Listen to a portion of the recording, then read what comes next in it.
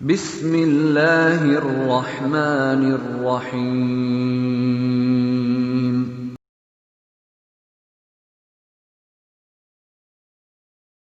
بسم اللہ الرحمن الرحیم۔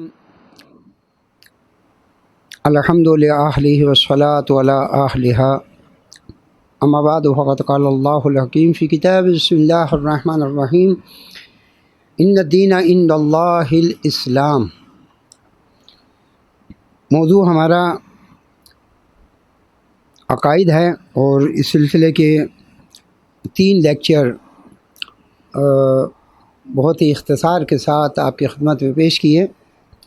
آج یہ 4تھا لیکچر ہے انسان کی اہمیت کے بارے میں، اور اس سلسلے میں یہاں پر 4 پوائنٹ کی طرف جو ہے وہ اشارہ کرنا مقصود ہے۔ پہلا یہ کہ کائنات میں موجود اشیاء و مخلوقات کی اہمیت کیا ہے۔ دوسرا پوائنٹ یہاں پر یہ ہے کہ انسان باقی موجودات اور مخلوقات سے زیادہ اہم کیوں ہے۔ تیسرا پوائنٹ یہ ہے کہ اللہ تعالیٰ کے نزدیک انسان کی اہمیت کی کیا وجوہات ہیں۔ اور چوتھا پوائنٹ یہ ہے کہ پوری کائنات انسان کے لیے مسخر ہونے کا مطلب کیا ہے۔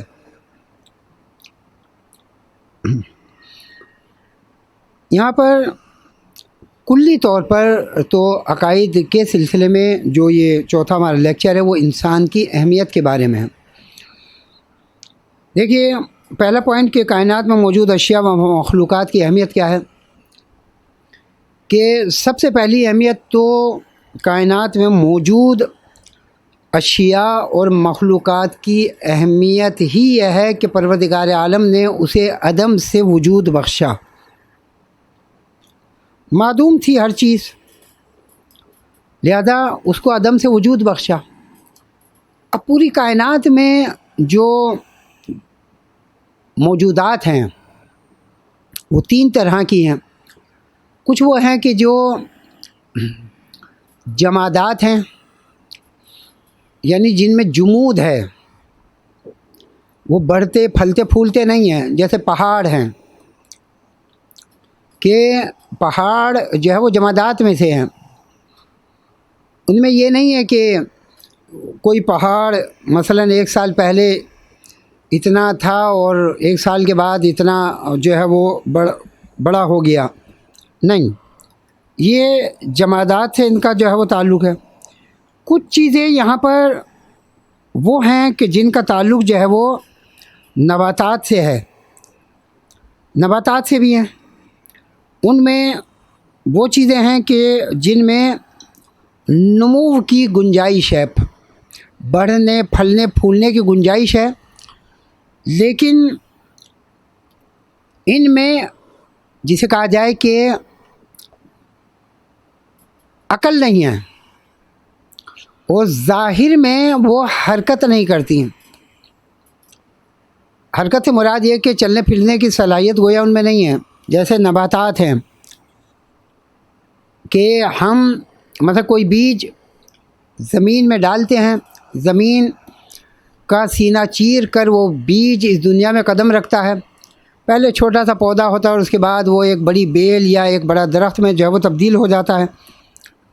یہ نباتات میں سے ہے۔ پھر اس کے بعد سلسلہ آتا ہے حیوانات کا۔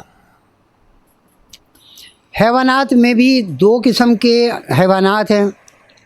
ایک حیوانات وہ ہیں کہ جن کو اس لحاظ سے عقل و شعور عطا نہیں کیا گیا ہے۔ عقل ہے، شعور بھی ہے، لیکن حیوانات کی جو دوسری قسم گویا وہ انسان ہے، کہ جس کو حیوان ناطق کہا جاتا ہے۔ لہذا ایک حیوانات تو وہ ہیں کہ جو بھیڑ بکری گائے بھینس وغیرہ مثلا اس قسم کے جانور ہیں، وہ بھی حیوانات ہیں۔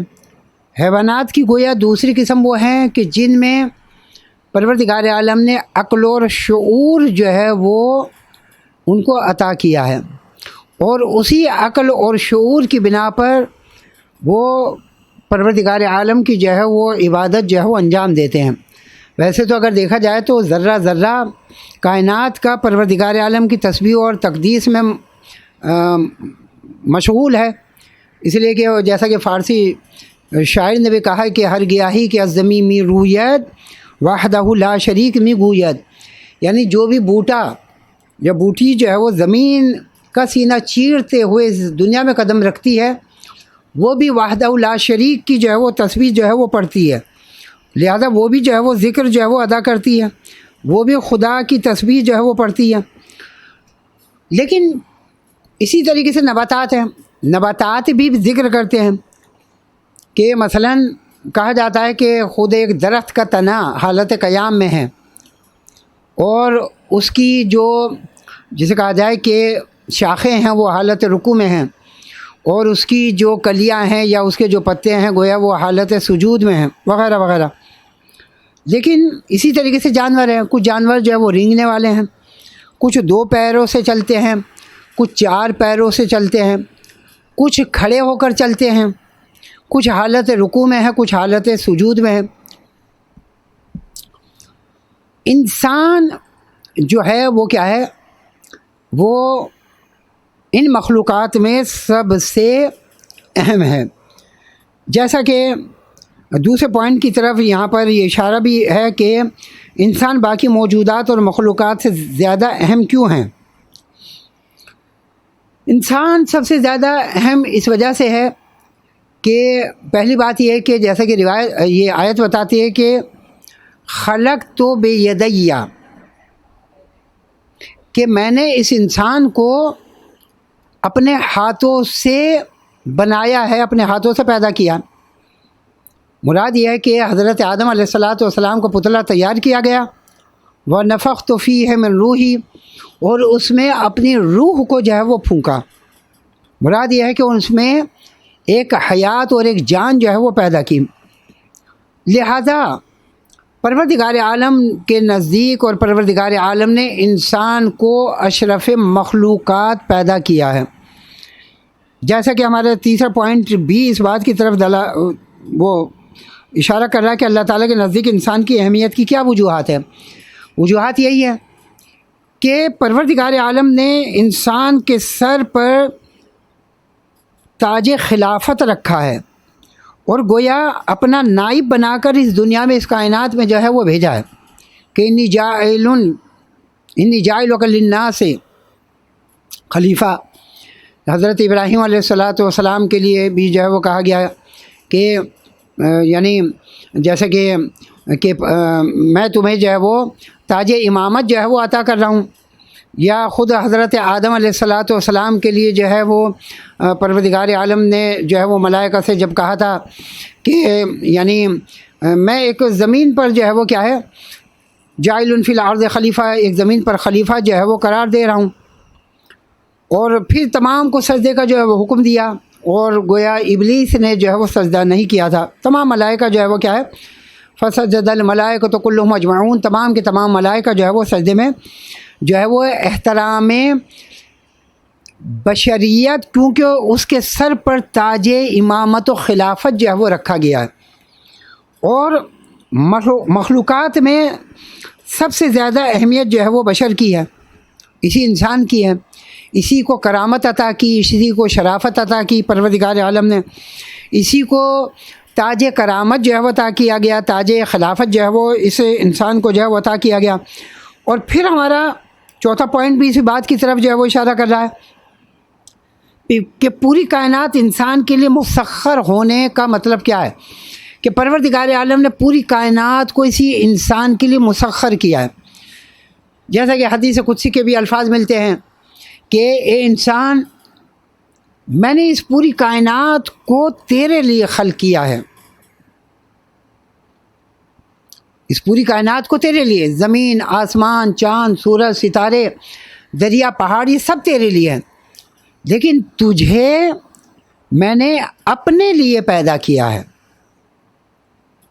اپنے لیے پیدا کیا ہے۔ گویا غرض خلقت انسان وہ یہ ہے کہ عبادت، اور عبادت کا دائرہ جو ہے وہ بہت وسیع ہے۔ عبادت صرف یہ نہیں ہے کہ انسان نے مصلی بچھا لیا اور نماز ادا کر لی، ٹھیک ہے، یہ جسے کہا جائے کہ معراج عبادت ہے، اوج عبادت ہے، اور یہ نماز جو ہے وہ کیا ہے، یہ ان عبادتوں کا جو ہے وہ تاج ہے۔ لیکن عبادت کا دائرہ جو ہے وہ بہت وسیع ہے۔ عبادت کا دائرہ اتنا وسیع ہے کہ ہر وہ کام کہ جس میں مرشا اور مرضی پروردگار عالم ہوں وہ عبادت بن جاتا ہے، جس میں رضائے الہی ہو وہ عبادت بن جاتا ہے۔ حتیٰ کہ روایت ہے کہ نظر الولد الی والدہ عبادہ، کہ اگر کوئی بیٹا اپنے باپ کی طرف، اپنے والدین کی طرف پیار بھری نظر کرے، محبت بھری نظر کرے، تو صرف اس کا دیکھنا ہی باپ کو، والدین کو یہ عبادت بن جاتا ہے۔ ایسے ہی مثلا دسترخوان ہے، ایسے ہی کسب حلال کے لیے جب انسان نکلتا ہے تو کیا ہے، اس کا گھر سے نکلنا بھی جو ہے وہ عبادت ہے۔ کسی جسے کہا جائے کہ یعنی ثواب میں جو ہے وہ اور چیزیں جو ہے اس کا دائرہ جو ہے وہ وسیع ہے، عبادت کا دائرہ وسیع ہے، ثواب کا دائرہ جو ہے وہ بہت وسیع ہے۔ صرف یہ نماز میں نہیں، نماز تو گویا اس کا جسے کہا جائے کہ تاج ہے۔ اور نماز کے بارے میں کہا گیا کہ قرۃ عینی، کہ نماز میری آنکھوں کی ٹھنڈک ہے۔ لہذا عبادت کا دائرہ وسیع، لہذا پروردگار عالم نے تاج خلافت، تاج کرامت، تاج شرافت جو ہے وہ اسی انسان کے سر پر جو رکھا ہے، اور اسے جسے کہا جائے کہ مسئول قرار دیا ہے۔ مسئول سے مراد یہ ہے کہ یعنی اس کے ذمے جو ہے وہ کچھ فرائض جو ہے وہ عائد کیے ہیں، کیونکہ جیسا کہ قرآن مجید کی آیت بھی جو ہے وہ بتا رہی ہے کہ اس قرآن کو ہم نے جو ہے وہ پہاڑوں پر نازل کرنا چاہا، دریاؤں پر وغیرہ وغیرہ، تو ہر ایک نے جو ہے وہ انکار کر دیا۔ صرف اور صرف اس قرآن کا بوجھ جو ہے وہ انسان نے اپنے کاندھوں پر اٹھایا، یعنی گویا اس نے اس ذمہ داری کو قبول کیا۔ جب ذمہ داری کو قبول کیا تو جتنے بھی قرآن کے احکامات ہیں، جتنے بھی قرآن کی تعلیمات ہیں، یہ انسان کے ذمے آ جاتی ہیں کہ مثلا وہ ان قرآن کی تعلیمات کو جو ہے وہ لوگوں تک جو ہے وہ پھیلائے، لوگوں تک جو ہے وہ بتائے، اور ان کو جو ہے وہ لوگوں تک پہنچائے، تاکہ پروردگار عالم کا حکم جو ہے وہ تمام انسانیت اور تمام بشر تک جو ہے وہ پہنچے۔ جیسا کہ روایت میں بھی ہے کہ معصوم علیہ الصلوۃ والسلام نے ارشاد فرمایا کہ ہماری سیرت کو لوگوں کے سامنے پیش کرو۔ کیوں؟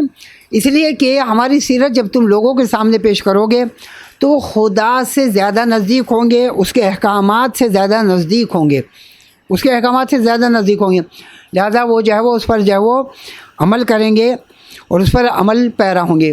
حقیقت یہی ہے کہ انسان مسئول ہے، ذمہ دار ہے۔ مسئول سے مراد یہی ہے کہ اس کے ذمے کچھ چیزیں ہیں کہ جن کا جو ہے وہ قیامت کے دن جو ہے وہ سوال ہونا ہے، جن کا جو ہے وہ قبر میں جو ہے وہ سوال ہونا ہے۔ انسان کو ان چیزوں کے لیے جو ہے وہ اپنے آپ کو آمادہ کر لینا چاہیے۔ حتیٰ کہ اس وقت مجھے یاد آ گیا کہ مولا کائنات حضرت علی بن ابی طالب علیہ الصلوۃ والسلام کی ایک وصیت ہے نہج البلاغہ میں، ظاہراً شاید 31ویں وہ وصیت ہے جو اس وقت مجھے یاد آ رہا ہے، 31ویں وصیت ہے۔ اس میں امام نے ایک جملہ ارشاد فرمایا، دیکھیے وہ جملہ کیا بڑی اہمیت کا حامل ہے۔ وہ جملہ امام نے ارشاد فرمایا کہ یعنی امام حسن مجتبیٰ علیہ الصلوۃ والسلام کو جو یہ وصیت تحریر فرمائی، اور مقام حاضرین یعنی جنگ صفین سے واپس ہونے کے بعد مقام حاضرین ایک جگہ کا نام ہے، وہاں پر اس وصیت کو جو ہے تحریر فرمایا۔ اس میں ایک جملے کی طرف اشارہ کرنا مقصود ہے، وإلا یہ کہ وہ پوری وصیت گویا انسان کی زندگی کا خلاصہ ہے اور انسان کے تربیتی پہلوؤں کو جو ہے وہ اجاگر کیا ہے۔ لیکن جس بات کی طرف توجہ دلانی مقصود ہے وہ یہ ہے کہ امام نے فرمایا کہ بیجا ادھر ادھر کی چیزوں میں کہ جن کا کوئی فائدہ نہیں، جن کا کے لیے تم ذمہ دار نہیں ہو، ان میں ٹائم اور وقت جو ہے وہ صرف نہ کیا جائے۔ مثلا ایک مثال میں دیتا ہوں، فرض ہے مثلا بعض افراد جو ہے سوال کرتے ہیں کہ جناب یہ بتائیے کہ حضرت حوا کے جو اولاد آدم پیدا ہوئی وہ داہنی پسلی سے پیدا ہوئی یا بائیں پسلی سے؟ ٹھیک ہے، نالج حاصل کرنا ایک اچھی چیز ہے، کوئی حرج نہیں، لیکن اس میں بلا وجہ الجھنا کہ دائیں پہلو سے پیدا ہوئی بائیں پہلو سے، امام فرماتے ہیں کہ اس کا نہ قبر میں سوال ہوگا، نہ حشر کے دن سوال ہوگا۔ لہذا اس بحث میں پڑھنے کی اور اس میں بلا وجہ کے بحث اور مباحثہ کرنے کی کوئی ضرورت نہیں ہے۔ امام فرماتے ہیں کہ انسان ذمہ دار ہے ان چیزوں کا کہ جس میں اس سے قبر میں سوال ہونا ہے، انسان ذمہ دار ہے ان چیزوں کا کہ جس کا اس سے حشر میں سوال ہونا ہے۔ لہذا ان سوالوں کے لیے اپنے آپ کو جو ہے وہ آمادہ کرے، اپنے آپ کو ان سوالوں کے لیے تیار کرے، اپنے آپ کو ان چیزوں کے لیے جو ہے وہ تیار کرے۔ کیوں؟ اس لیے کہ اس کو ذمہ دار بنا کر بھیجا گیا، اور ذمہ داری کا تقاضا یہ ہے کہ ان سوالات کے جوابات جو ہے وہ ڈھونڈے اور ان کو اپنی زندگی میں جو ہے وہ اپلائی کرنے کی کوشش کرے، ان جوابوں کو ڈھونڈے، ان جوابوں کو پورا کرنے کی جو ہے وہ کوشش کرے۔ انشاءاللہ العزیز اس مختصر سے لیکچر میں جو ہے وہ آپ کو اس قسم کی چیزیں جو ہے وہ انشاءاللہ یقیناً ملی ہوں گی۔ ان چیزوں کو جیسا کہ میں پچھلے 3 لیکچروں میں بھی کہہ چکا ہوں کہ لازم سی بات ہے کہ یہ وہ چھوٹی چھوٹی چیزیں ہیں کہ جن کی طرف اشارہ کیا گیا۔ اب یہ خود تحقیق کرنے والے محقق اور ریسرچ کرنے والے اور جو اس مضامین میں ذوق اور شوق رکھتے ہیں وہ مختلف کتابیں مختلف طریقوں سے جو ہے وہ ان موضوعات میں تحقیق کریں۔ اللہ تعالیٰ سے دعا ہے کہ اللہ تعالیٰ محمد آل محمد کے صدقے میں آپ کو کامیاب اور کامران قرار دے، اور دعا کی التماس ہے کہ پروردگار عالم اس وبا کا جلد از جلد خاتمہ فرمائے، تمام مکتب تشیع کو، تمام اہل اسلام کو جو ہے وہ حفظ و امان میں رکھے اور عدالت الہیہ کا قیام فرمائے۔ وما علینا الا البلاغ المبین۔